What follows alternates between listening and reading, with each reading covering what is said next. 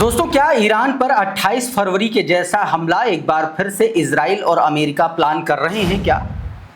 क्योंकि ठीक उसी तरीके का पैटर्न एक बार फिर से नजर आ रहा है। ठीक उसी तरीके से इजराइल के जो मीडिया प्लेटफॉर्म्स हैं वो वैसे ही खबरें लिखना शुरू कर चुके हैं और ईरान की तैयारी भी कुछ इस बार उनको उन खबरों को भांपते हुए, इजराइल और अमेरिका की तैयारियों को भांपते हुए कुछ वैसी ही है। तो क्या एक बार फिर से लड़ाई शुरू होने जा रही है क्या? क्योंकि डील का जो कुछ भी होना था वो खत्म हो चुका है, डील नहीं हो पाई है। पहली बात, स्टेट ऑफ हॉर्मुज पर टोल की वसूली को लेकर के और न्यूक्लियर को लेकर के बातचीत नहीं बन पाई है तमाम सारे प्रयासों के बावजूद। डोनाल्ड ट्रंप की जिद के आगे सारा का सारा गेम खराब हो गया। थोड़ा सा गेम उसके बाद भी खराब हुआ जब अभी परसों वाले दिन जो है मुस्तफा अली खामेनी ने यह आदेशित कर दिया कि जो एनरिच्ड यूरेनियम, जिसको ईरान ने खुद पहले कहा था कि 60% तक जो यूरेनियम है वो हम देश के बाहर रखवा सकते हैं रूस जैसे देशों के पास, लेकिन अब ईरान ने कह दिया है कि वो यूरेनियम हम बाहर नहीं भेज रहे। उसके बाद अब ये माना जा रहा है कि हमला अवश्यंभावी हो चुका। आज इन तमाम सारी खबरों को मैं विस्तार से आपके सामने रखने जा रहा हूं कि हमला किसी भी वक्त ईरान पर हो सकता है। वो तैयारियां शुरू हो चुकी हैं और ईरान की कैसी तैयारियां हैं इसके बारे में भी बताऊंगा। आपको एक और बड़ी खबर देने जा रहा हूं। खबर नॉर्थ इजराइल पर हिजबुल्लाह के एक बड़े अटैक से जुड़ी हुई है। नॉर्थ इजराइल पर हिजबुल्लाह ने आईडीएफ के एक ठिकाने पर हमला किया है, ड्रोन से यह अटैक किया और बताया जा रहा है कि कई सैनिक इसमें मारे गए हैं। यह बीते 4 दिनों में दूसरा सबसे बड़ा हिजबुल्लाह का अटैक है। अभी उस खबर को मैं विस्तार से आपको बताने का प्रयास करूंगा और इसके अलावा और भी बहुत सारी खबरें हैं, बहुत सारी तस्वीरें हैं, सब कुछ बताऊंगा। लेकिन सबसे पहले जरा इस खबर को गौर से देखिए। ये खबर जेरूशलम पोस्ट की खबर है। इस खबर में यह बताया गया है, इस खबर में यह दावा किया जा रहा है कि ईरान जो है वो इजराइल और गल्फ के उन देशों पर हमला कर सकता है। मतलब ईरान पहला हमला करेगा, इसमें यह बताया गया। कहा गया कि Israeli intelligence officials claim Iran is planning a major surprise missile and drone attack against Israel and Gulf state following the collapse of negotiation। बताया गया कि नेगोशिएशन एक तरीके से कोलैप्स होने के बाद जो है ईरान गल्फ स्टेट्स पर और इजराइल पर ड्रोन और मिसाइल से हमले की तैयारी कर रहा है, अपनी प्रिपरेशन कर रहा है। Israeli official says Israel must strike Iran immediately to preempt the attack. Israel के ऑफिशियल्स का कहना है कि इजराइल को फौरन जो है ईरान पर पहले ही हमला कर देना चाहिए। The claim comes as US Iran talks remain start over the nuclear sequencing and the state told. सीधे तौर पर यह बताया गया कि ये सब कुछ तब हो रहा है जब न्यूक्लियर पर बातचीत और टोल पर बातचीत नहीं बन पाई, यानी कि डील एक तरीके से फेल हो गई है। उसके बाद इस तरीके की खबरें निकल के सामने आ रही हैं। दोस्तों, इसके पीछे का थोड़ा सा अब समझ लीजिए कि क्या इसके पीछे हुआ है। देखिए, मंगलवार को डोनाल्ड ट्रंप और बेंजामिन नेतन्याहू से करीब 1 घंटे से ज़्यादा देर तक बात हुई है फ़ोन पर। इस बातचीत में ईरान पर दोबारा हमले का बात की गई है, उसकी प्लानिंग पर बातचीत की गई है। लेकिन इस पर खबरें ये आई थी कि ईरान जो है अमेरिका जो है वो हमला नहीं कर सकता है। लेकिन जिस तरीके से ये दबाव बनाया जा रहा है उस तरीके से समझ में आ रहा है कि अगर इजराइल ने हमला कर दिया पहले ही ईरान पर तो अमेरिका का आना एक तरीके से उसकी मजबूरी बन जाएगी। हालांकि एक सच ये है जो खबर इससे पहले निकल के सामने आई थी कि डोनाल्ड ट्रंप के सामने बेंजामिन नेतन्याहू गिड़गिड़ाता रहा और डोनाल्ड ट्रंप ने अपने पैर पीछे खींच लिए। और दोस्तों, डोनाल्ड ट्रंप के इस हमले से पैर पीछे खींचने की एक वाजिब वजह भी है और वजह है अमेरिका में एक आर्थिक संकट जैसी स्थिति बन रही है। महंगाई, बढ़ते पेट्रोल और फ्यूल के दाम डोनाल्ड ट्रंप को एक अतिरिक्त, आप कह लीजिए कि उस पर दबाव बना रहे हैं और शायद यही वजह है कि डोनाल्ड ट्रंप ईरान पर हमला नहीं करना चाहता है। लेकिन कुछ खबरें ये भी आ रही हैं कि डोनाल्ड ट्रंप जो है एक छोटा हमला करना चाहता है, हो सकता है। तो इन तमाम सारी अटकलों के बीच में ये जो खबर आई है ये ठीक उसी पैटर्न को फॉलो करती है जो पैटर्न जून 2025 में फॉलो कर रही थी। हमले से ठीक पहले किस तरीके से इजरायली समाचार पत्रों में इसी तरीके की खबरें छप रही थी। यही पैटर्न फरवरी 2026 से पहले शुरू हुआ था और अब यही पैटर्न एक बार फिर से ये डील लगभग टूटने के बाद फॉलो किया जा रहा है। सुलेमान अहमद का ये ट्वीट देखिए। सुलेमान अहमद बता रहे कि Israeli official says Israel must strike Iran immediately to preempt the attack. Jerusalem Post की यह खबर काफी ज्यादा चर्चा में है और हर कोई जो भी मिडिल ईस्ट की खास तौर पर खबरों पर बारीकी से नजर रखता है वो इस खबर को बहुत सीरियसली ले रहा है, क्योंकि इसी तरीके का पैटर्न लगातार फॉलो किया जा रहा है। अब इन तमाम सारी तैयारियों को देखते हुए IRGC के कमांडर ने एक बड़ा बयान दिया है। उन्होंने सीधे तौर पर अपने बयान में कहा है कि इस बार ईरान जो सेनाएं हैं ईरान की, वो पहले से ज़्यादा प्रिपेयर हैं, पहले से ज़्यादा ताकत से हमला करेंगी और पहले से ज़्यादा खतरनाक हमला करेंगी अगर कोई भी गलती इस बार अमेरिका और इजराइल ने की। छोटा सा हिस्सा सुनिए जरा। تشکر بکنیم دست این مردم عزیز رو میبوسیم که همچنان در صحنه هستن و این جمله رو به همه ملت عزیزمون عرض میکنم که تمام نیروهای مسلح بیش از گذشته آمادن।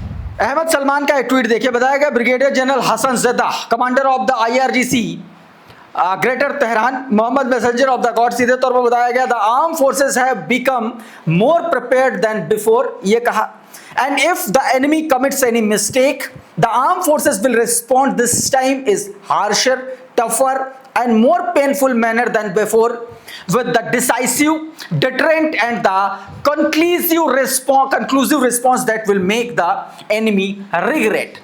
साफ साफ ये बात कही गई है कि इस बार ऐसा हमला करेंगे जिसका एक तरीके से दुश्मन को जो है पछतावा होगा हमले का।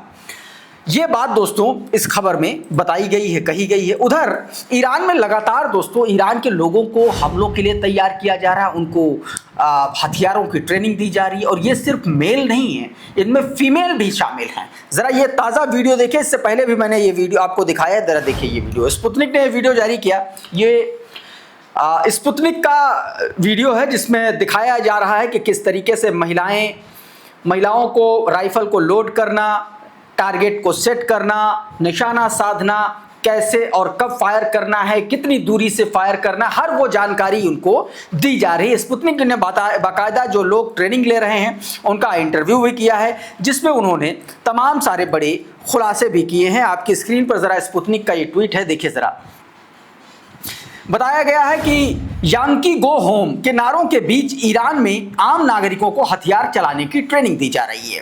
तेहरान के सामने आई रिपोर्ट और वीडियो में स्थानीय लोगों को AK-47 जैसे हथियारों को चलाना, आत्मरक्षा की ट्रेनिंग लेते हुए देखा गया। हाल के दिनों में ईरान में सार्वजनिक हथियार प्रशिक्षण शिविर और टीवी पर हथियार चलाने के कार्यक्रम भी दिखाए गए हैं। सीधे तौर पर दोस्तों ये कहा गया, ईरान के एक नागरिक ने कहा है कि अगर खुदा न करे कोई ईरान पर हमला करे तो मैं भी उन लोगों के साथ खड़ा होना चाहता हूं जो मोर्चे पर जाएंगे। रिपोर्ट के अनुसार ईरानी अधिकारी इस प्रशिक्षण कार्यक्रमों को देश की रक्षा के लिए सार्वजनिक तैयारी का हिस्सा बता रहे हैं दोस्तों। तो ये अपने आप में एक बड़ी खबर है। इधर दोस्तों ईरान ने चीन से एक बार फिर से हथियारों की, गोला बारूद की बड़ी डिमांड कर दी है, ऐसी खबरें निकल के सामने आ रही है। ये डिमांड ठीक उस बयान के बाद आई चीनी विदेश मंत्री के जिसमें डोनाल्ड ट्रंप के उन दावों को खारिज कर दिया गया जिन दावों में यह कहा जा रहा था कि चीन ने अमेरिका से ये वादा किया है कि वो ईरान को हथियार सप्लाई नहीं करेगा।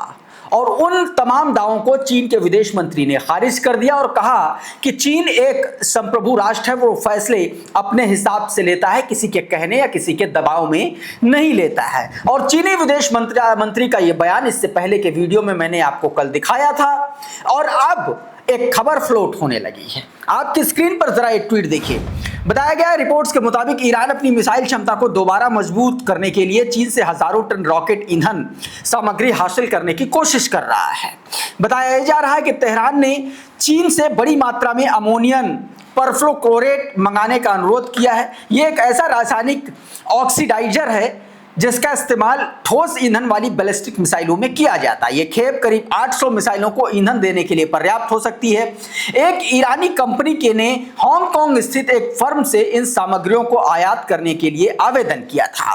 अमेरिका पहले ही चीन और ईरान की कई कंपनियों के साथ संस्थाओं पर प्रतिबंध लगा चुका है जिन पर ईरान के मिसाइल कार्यक्रम को समर्थन देने का आरोप है। यह खबर ऐसे समय में आई है जब अमेरिकी खुफिया रिपोर्ट में दावा किया गया है कि ईरान युद्ध के बाद अपनी मिसाइल और ड्रोन क्षमताओं को उम्मीद से कहीं ज्यादा तेजी से दोबारा तैयार कर रहा है और उन्हीं इंटेल रिपोर्ट्स के आधार को एक तरीके से रिपोर्ट्स को ये जो खबर है पुख्ता करती हुई नजर आ रही है। दोस्तों एक और खबर आपकी स्क्रीन पर जरा देखिए, ये प्रेस टीवी के हवाले से खबर है। इसमें बताया गया है कि अमेरिका दरअसल किस तरीके से अपने ही जाल में फंस गया है।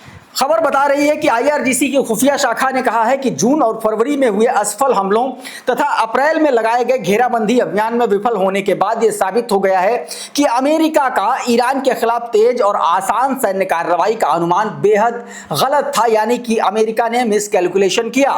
आईआरजीसी के मुताबिक इन असफल अभियानों में 2025 में इजराइल द्वारा अमेरिका की सीधी मदद से लड़ा गया 12 दिन का युद्ध और 28 फरवरी 2026 से शुरू हुआ अमेरिका इजराइल समर्थित 50 दिन का आतंकी युद्ध भी शामिल है।